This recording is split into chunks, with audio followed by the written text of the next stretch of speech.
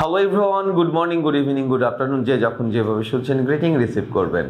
আজকে right form ভার্বের আরেকটা চমকপ্রদ টপিক নিয়ে আপনাদের সামনে হাজির হয়েছি, সেটা হচ্ছে বিজি এবং ওর্থ।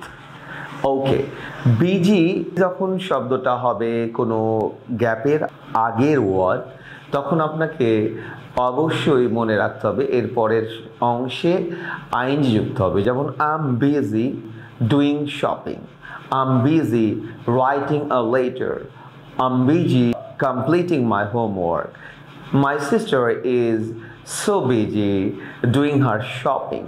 So আমরা এই জায়গাটাতে মাথায় রাখবো। আর ওর্থের ক্ষেত্রে হবে যে it is worth, worth মানে এটা ভালো হয়, it is worth learning English properly, it is worth going there rapidly, it is worth stopping your bad habit.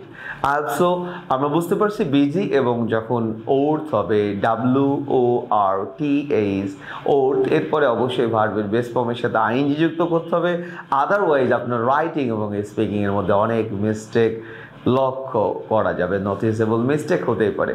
আল্লাহ হাফেজ, ভালো থাকবেন, সুস্থ থাকবেন, ইংলিশটার সাথে থাকবেন, বাবা।